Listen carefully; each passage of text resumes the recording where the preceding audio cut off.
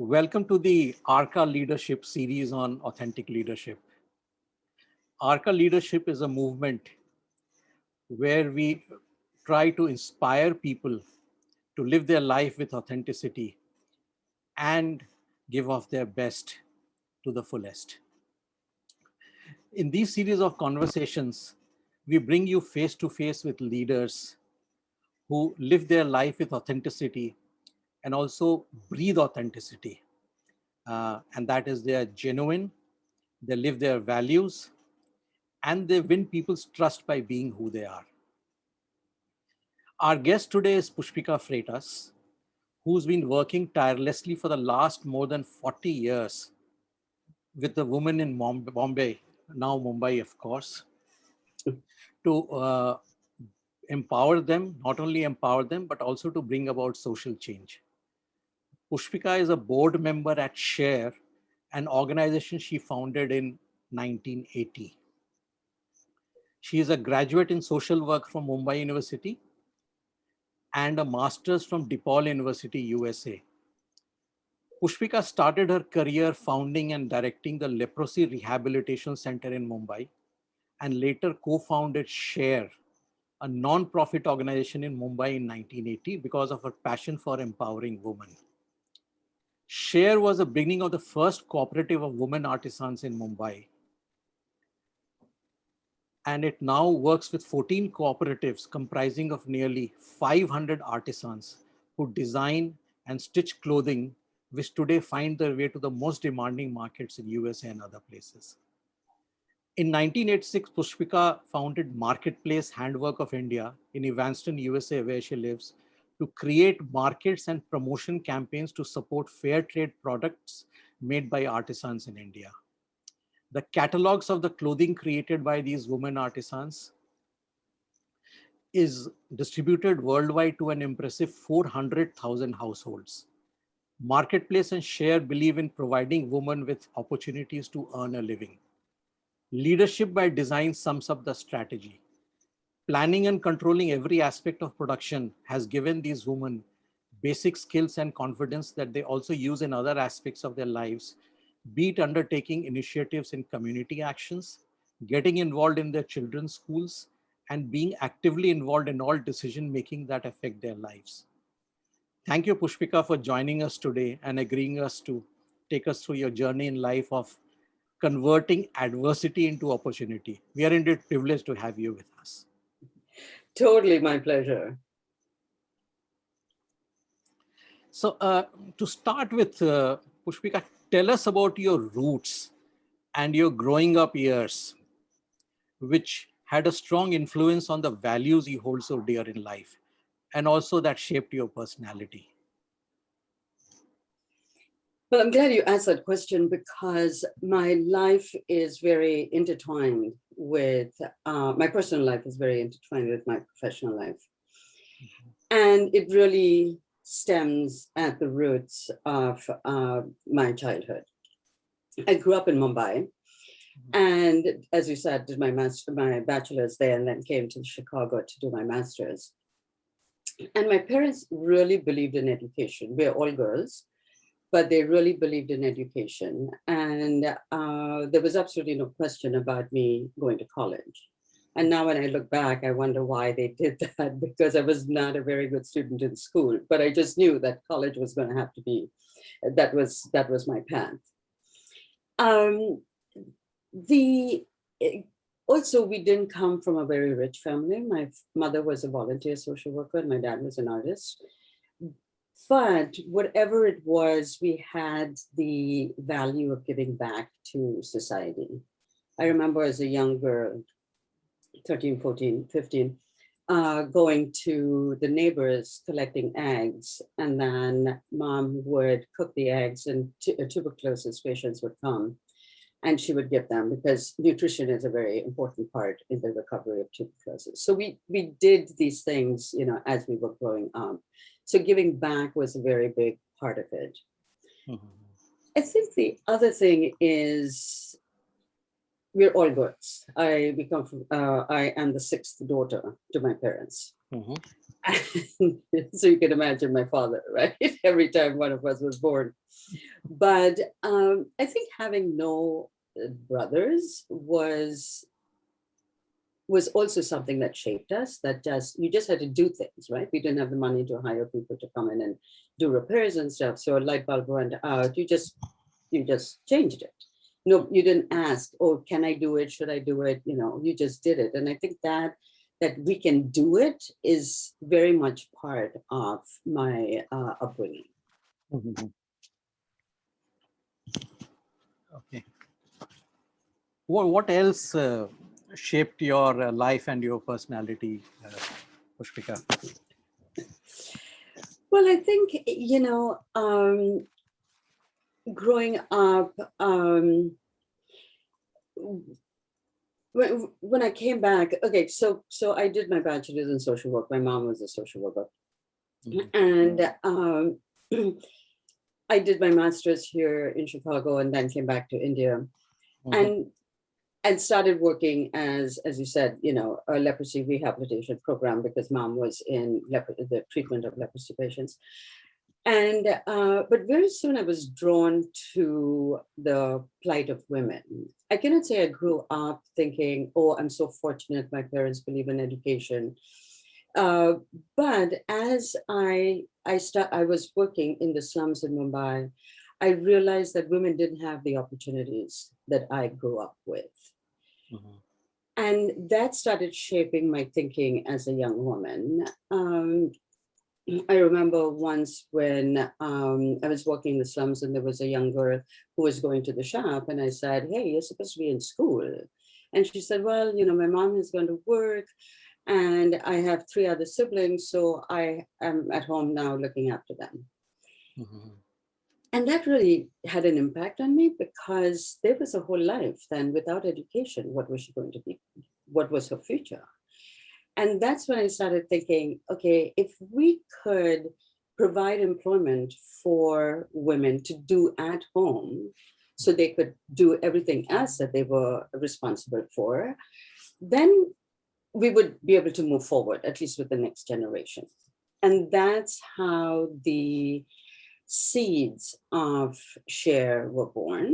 And again, they were with me in terms of, I wouldn't say necessarily influencing me, but being with me were my other sisters. In fact, Lalita and I started Share, and then Indira has really been very supportive and involved at different levels. She's an artist too. And I think that really molded Mhm. how we started thinking about women and development. So, sorry, I hope I'm not interrupting you. No, go ahead, go ahead. So, this was one of the triggers. What were the other triggers or inspiration that motivated you to pursue the life that you've chosen? And what has helped you to stay on course? Yeah. The one thing, and I say this all the time, and maybe I'm even a little bit proud of it.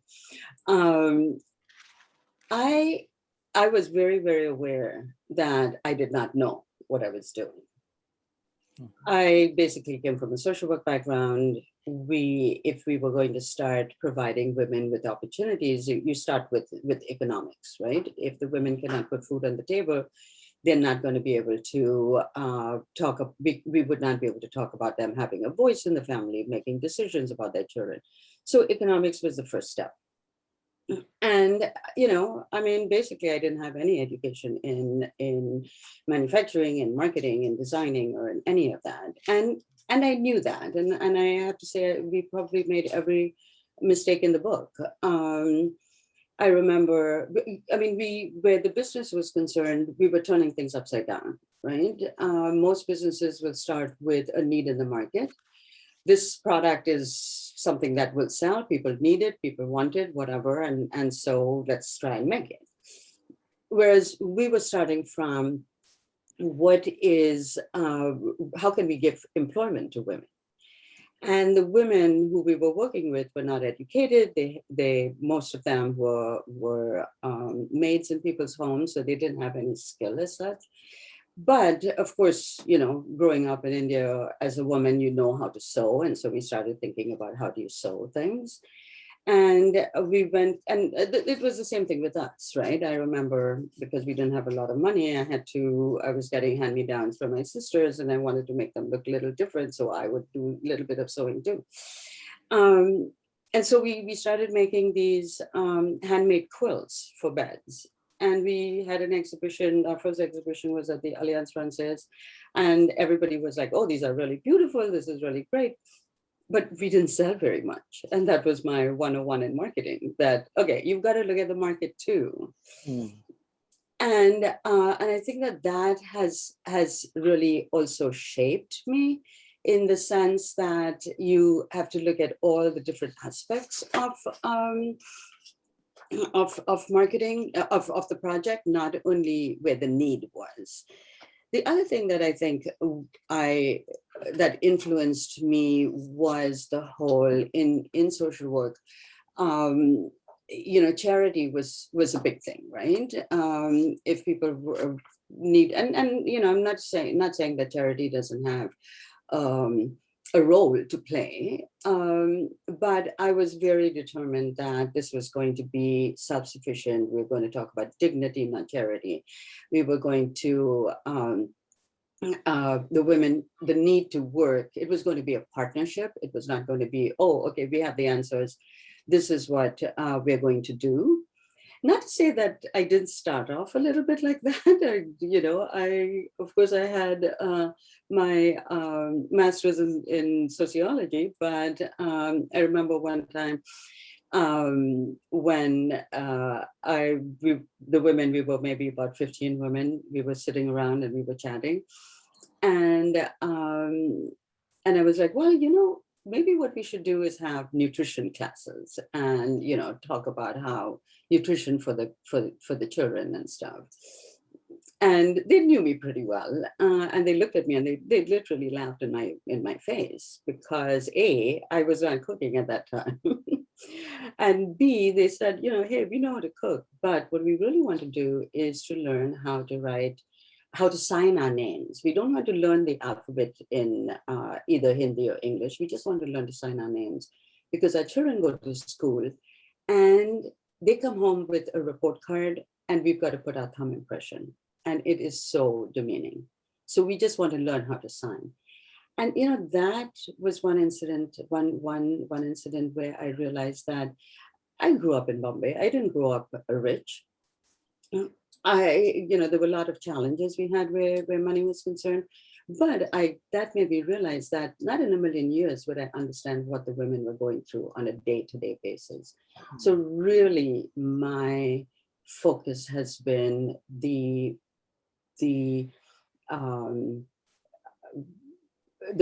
programs have to come from them. The ideas have to come from them. The needs have to come from them. And I think, it does, because we're talking about leadership, it does have an impact on that, because then it wasn't like I was like, oh, okay, let's do this, let's do that. This is what we should do. It was much more, okay, how do we do this together? And it was that partnership. And I think that really, those things really shaped me in the beginning. I read that very interesting blog of yours where you've talked about how constraints built your brand.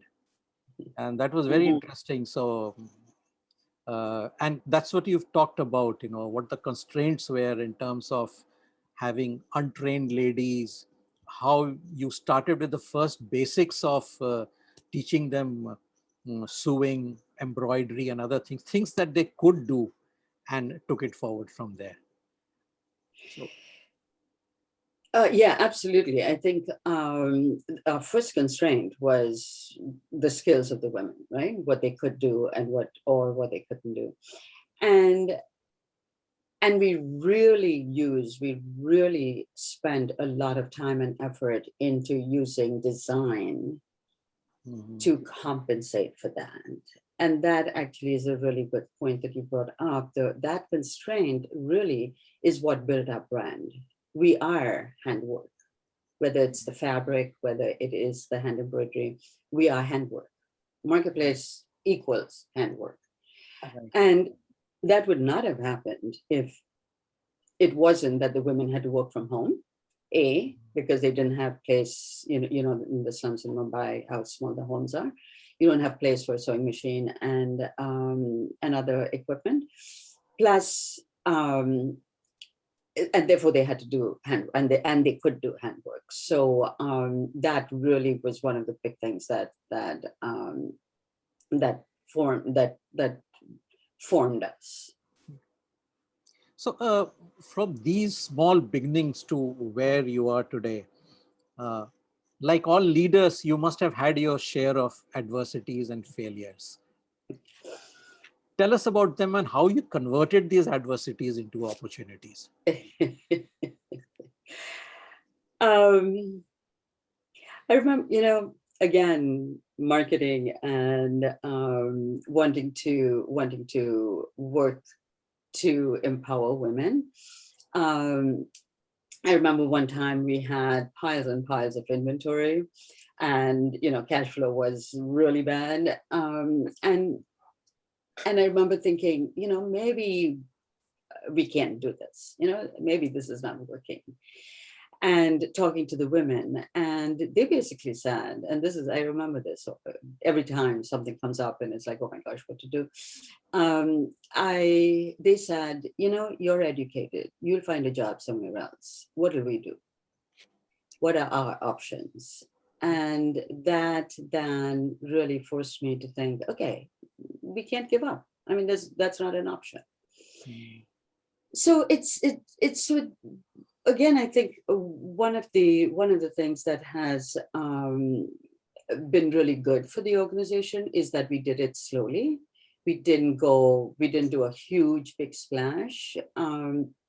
We when we were right at the beginning, before like in the late 80s, the women, we'd be making various things and we couldn't sell them. And then I was visiting friends and family in the US, and I just filled my suitcase full of things and came here and started selling them.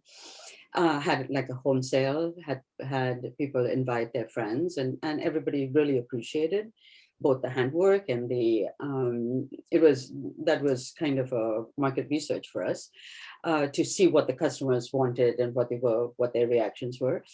But that's what proved to me that maybe there is a market in the US. But again, we did that we started exporting, but we did that for about 2 years before we started doing the trade shows a little bit. And then in 1990, we did our first catalog. And that was the first time that then we went kind of a little bit global. So the catalog went to everybody, to different people in different parts of the United States. Right. And then slowly we built it up, I remember 2008, the crash in 2008, we were really, really struggling. And you just found ways to move ahead. It was just, and again, one of the things that I do is I believe in talking to everybody and their brother and dog, maybe, to find solutions, to get ideas. Mm-hmm. That's incredible. I like the best part about talking not only to everybody, but also the dog to find the solutions. I hope. I'm famous for that. Okay, talk to everybody. So, you've come a long way, Pushpika, and you've achieved so much in life, over the last 40 years. What we were keen to know is what has been your approach to leadership, preferred approach to leadership, and who are the people who have had a major influence on you?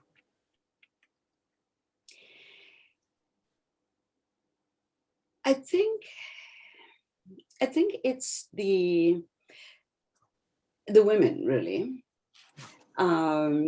It is, when I look back and I think of what really have I done here? we have provided the opportunity. We have said, okay, hey, we can have these programs. We can do, we want you all to start in small cooperatives. We didn't want to have a big factory, so we started, the women are in small cooperatives between 15 and 40 women. And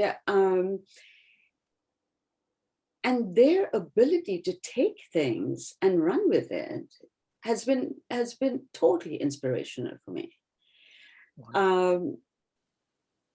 And therefore, and it has enforced for me that yes, I can provide the opportunity, but then they take it and do something with it. I mean, you look at COVID, right? I mean, can you imagine?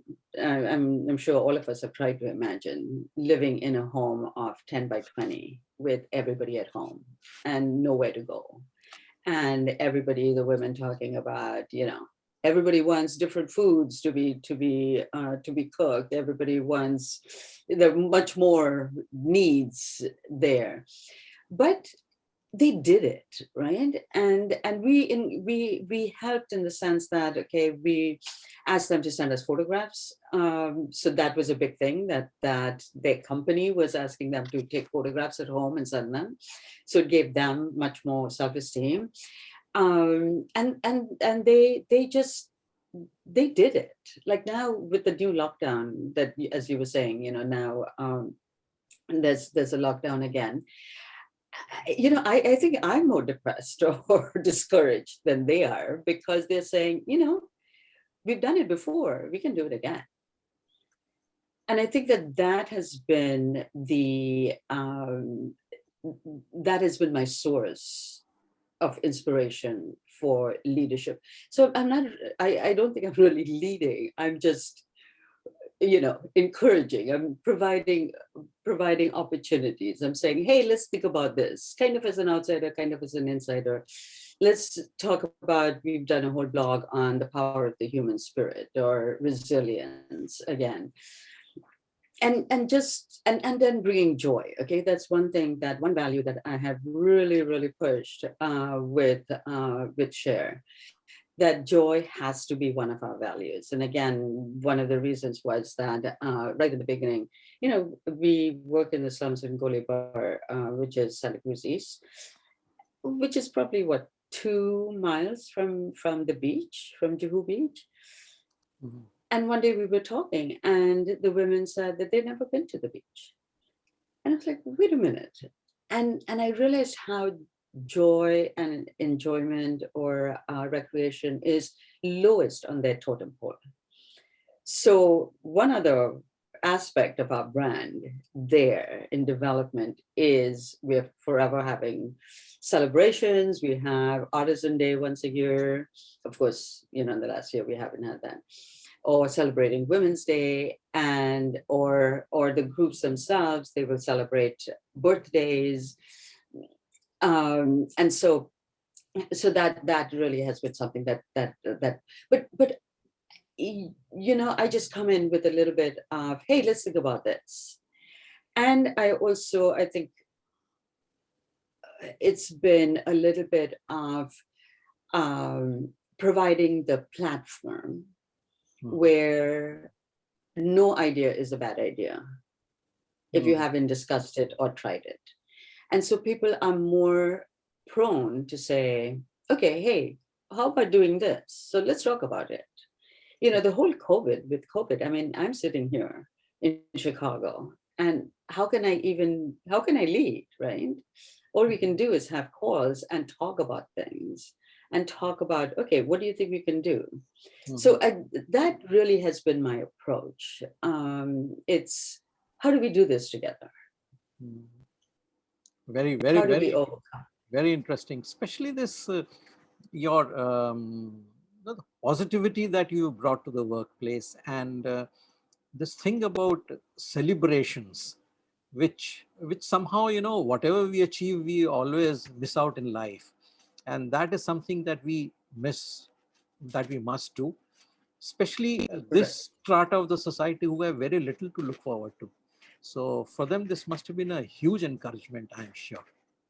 Oh gosh, you should see Artisan Day. Everybody's dressed, you know, flowers in their hair, and you know, it's a great thing, and it's great to celebrate together. Yeah. So there must have been a lot of turbulent times that you must have seen in these last 40 years, Pushpika, and maybe before that. Uh, how have you stayed anchored and grounded in spite of all these adversities? Um, you know, as I said, I I never give myself the option that we're not going to do this. We cannot do this. And so it was always finding we've got to find a way. We've got to figure out how to do this.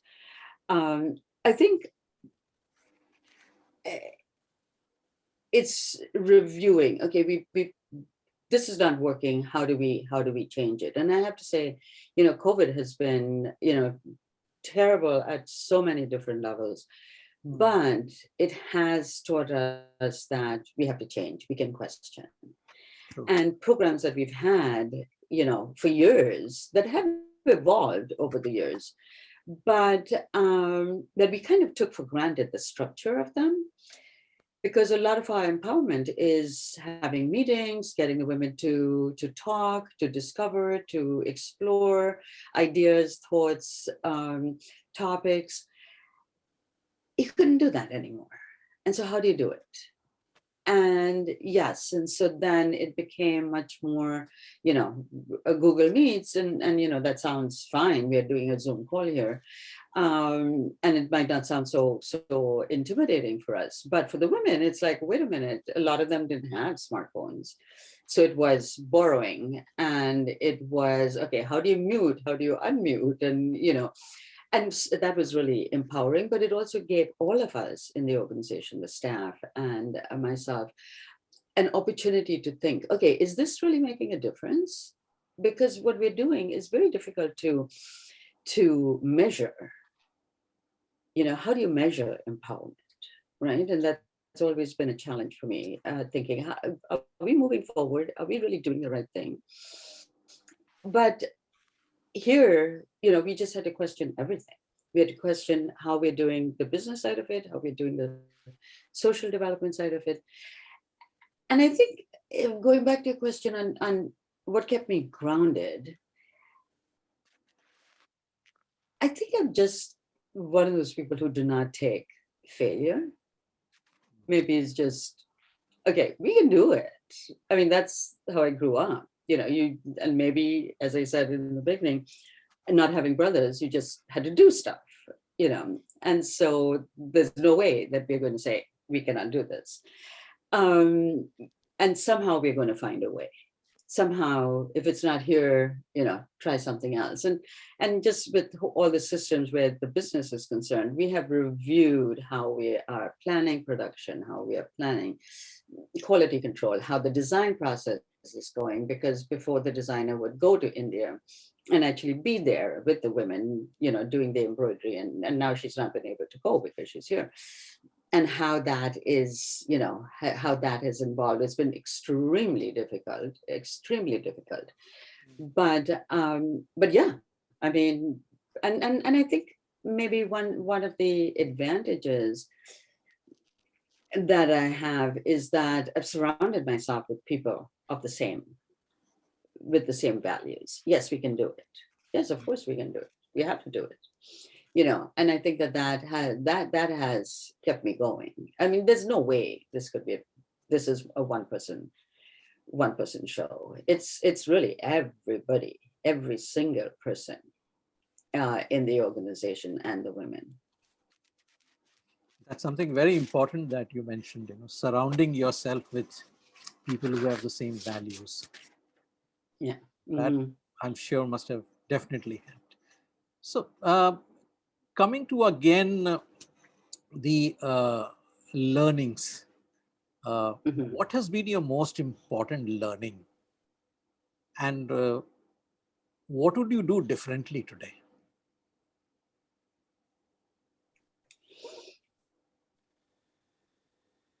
I think what I do, what are the most important learnings? Again, I think the most important learning is that one person cannot do this, that it is the team, it is everybody. And if it's all or nothing, right? So everybody takes responsibility. Um,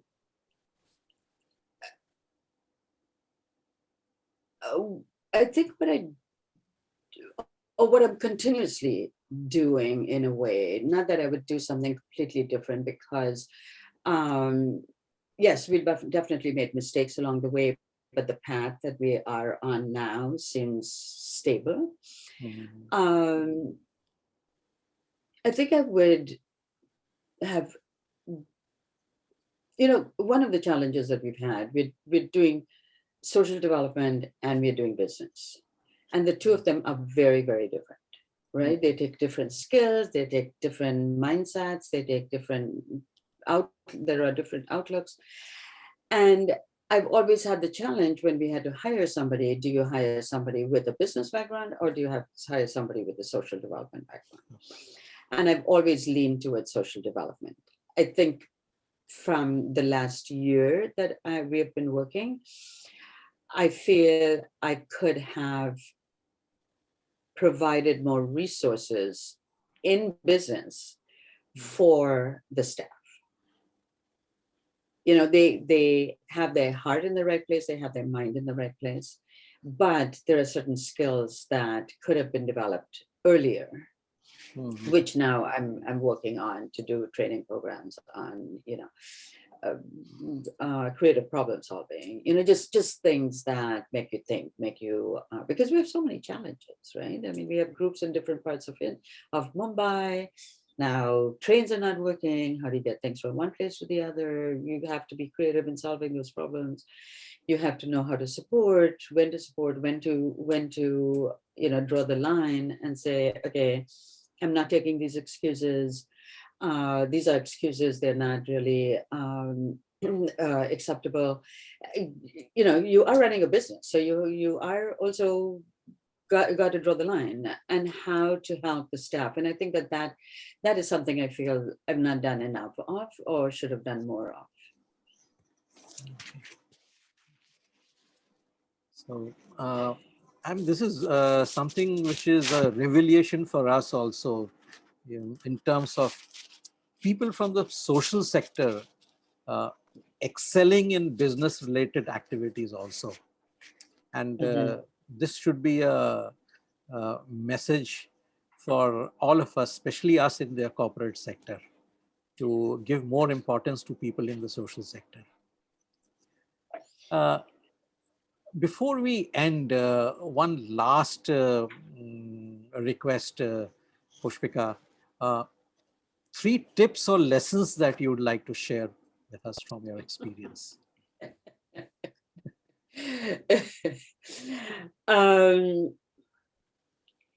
I think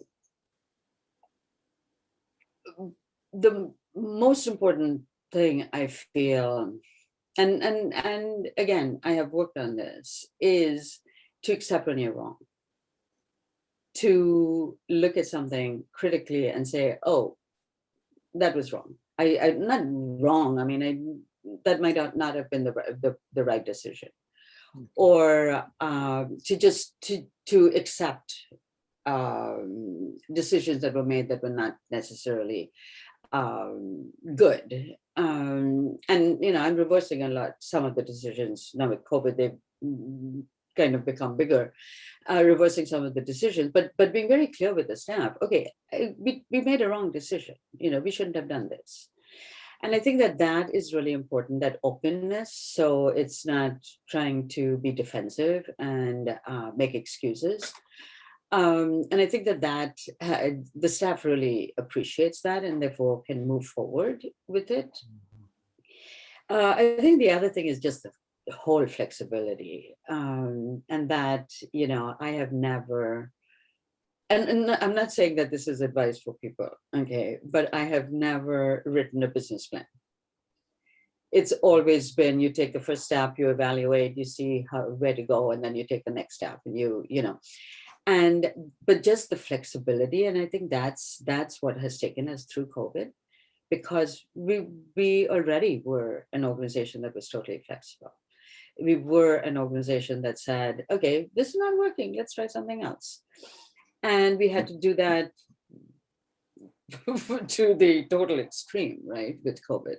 So I think the flexibility, I feel, is really important. And tied with that would be, since you're asking me for three, I've got to give you three.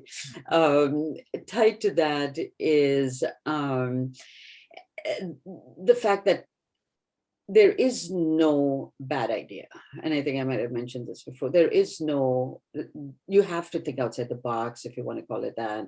You have to, you know, break the rules. Just because it's not done before doesn't mean it cannot be done. And I think that together with the flexibility can really make an organization very, very dynamic, bringing everybody together and forward. Thank you. Thank you so much, Pushpika. Thank you for taking us through your very inspirational story. And I think your life journey is and should be a lesson in authenticity to everybody. So thank you again. Thank you. Thank you for your time. Thanks so much.